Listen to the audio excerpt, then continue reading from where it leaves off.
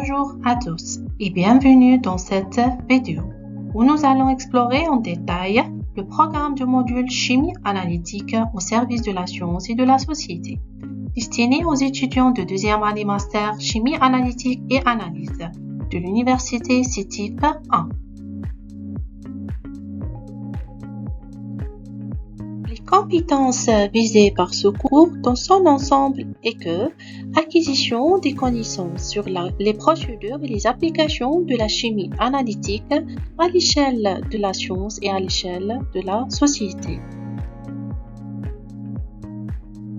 Comme je l'ai annoncé dans la vidéo précédente, ce module vise à permettre à l'apprenant de maîtriser plusieurs compétences essentielles de la chimie analytique, notamment les concepts fondamentaux de l'échantillonnage ainsi qu'un aperçu sur les concepts fondamentaux sur les analyses chimiques.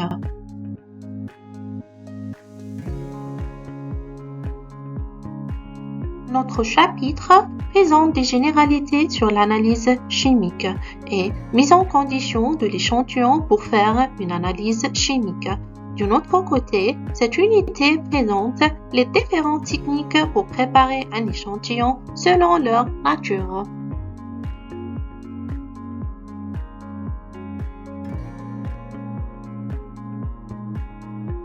L'échantillonnage est une étape cruciale avant toute analyse chimique. L'échantillonnage consiste à choisir de quelle manière les données seront recueillies sur le terrain. Donc, choisir une méthode pour localiser les échantillons et conditionne aussi la méthode de traitement des données et donc les résultats. Les modalités de l'échantillonnage sont souvent déjà incluses dans des protocoles standards. Cela nous amène naturellement à aborder le plan d'échantillonnage qui est une procédure prédéterminée afin d'obtenir un échantillon représentatif. Le plan d'échantillonnage inclut comment traiter les résultats, la méthode ou l'instrumentation à utiliser, le nombre d'échantillons à analyser, les instructions pour modifier, traiter ou réduire les échantillons, enfin le nombre, location et la taille des échantillons.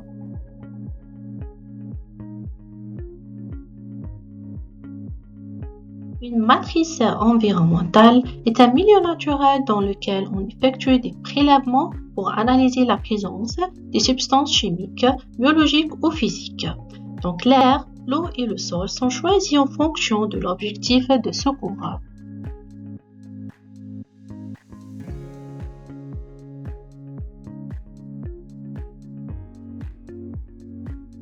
Tout d'abord, l'apprenant doit avoir quelles sont les espèces analysées ou bien les espèces réglementées, qui sont les espèces inorganiques et les espèces organiques, et de connaître le vocabulaire de l'analyse chimique, tels que les termes échantillon, analyte, soluté, solvant, etc.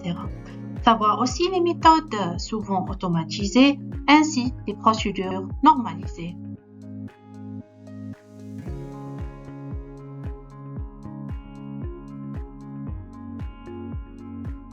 Une analyse chimique généralement se déroule en plusieurs étapes clés.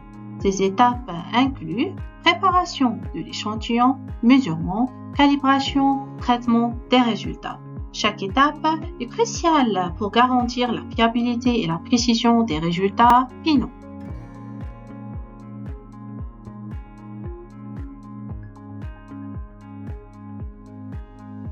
Les techniques d'analyse chimique englobe un large éventail des méthodes utilisées pour identifier, quantifier et caractériser les substances chimiques. Ces techniques peuvent être classées en trois grandes catégories. Parmi eux, les méthodes chromatographiques, qui sont des méthodes de séparation des composés constituant un mélange. Ces méthodes passent par trois phases: injection, séparation et détection.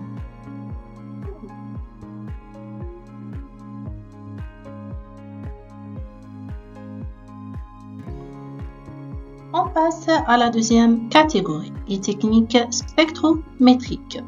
Pour un rayonnement électromagnétique, on mesure l'énergie absorbée par la spectrométrie UV visible, la spectrométrie d'absorption atomique, la spectrométrie à résonance magnétique.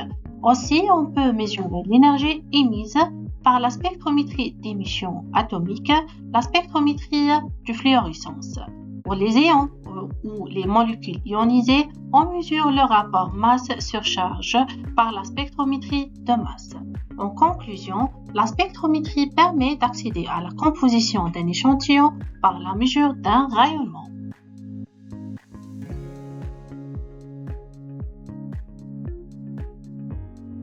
La troisième catégorie, c'est les techniques électrochimiques qui permettent d'accéder à la composition d'un échantillon à partir des réactions d'oxydoréduction.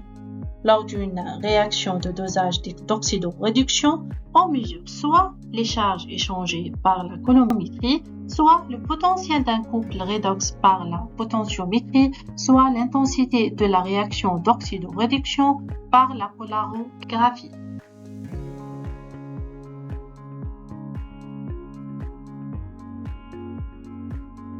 La préparation d'échantillons est un ensemble de techniques visant à rendre un échantillon représentatif adapté à une analyse spécifique. On va discuter les étapes clés de la préparation d'échantillons par mise en solution, décomposition en forme soluble, minéralisation, extraction des espèces d'intérêt. En pratique, on va discuter ou bien on va viser les techniques spécifiques pour préparer un échantillon.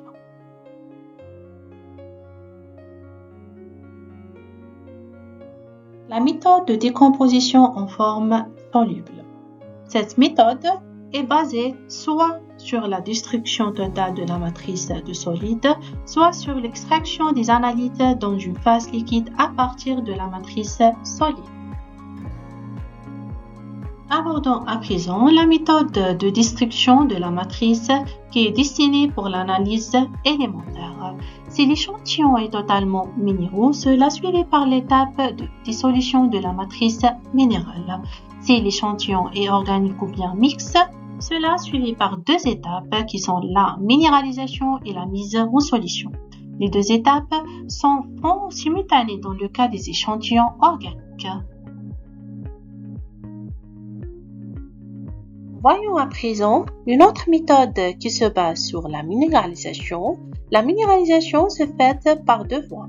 Par voie sèche qui est la calcination et la minéralisation par voie humide ou bien dit la digestion à chaud. Passons maintenant à la méthode d'extraction des espèces d'intérêt qui suivra par Soxhlet ou bien micro-ondes volcanisé avec solvant organique ou bien par fluide supercritique. Aussi l'étape de filtration, donc cette étape est une procédure qui est importante pour éliminer la phase solide. Puis on termine avec l'étape de la concentration pour évaporer le solvant d'extraction et concentrer les analytes. La méthode d'extraction sur phase solide ou bien SPE. C'est une méthode basée sur l'absorption sur une phase solide des composés d'intérêt présents dans un échantillon liquide ou gazeux. Deux procédures englobent cette méthode. La première procédure, c'est la rétention de l'analyte. La deuxième procédure, c'est la rétention des interférences. Le montage présenté met en lumière l'extraction assistée par micro-ondes. Le principe de ce type d'extraction repose sur l'application des micro-ondes. Ensuite, chauffage interne, où les micro-ondes provoquent une rotation des molécules polaires. L'étape suivante, c'est la rupture des parois cellulaires en libérant les composés d'intérêt. L'évaluation finale de ce cours se fait à travers une évaluation continue avec un pourcentage de 33%. Aussi, il y aura un examen final avec un pourcentage de 67%. Nous arrivons à la fin de cette vidéo. Merci de m'avoir prêté attention et bientôt pour une nouvelle vidéo.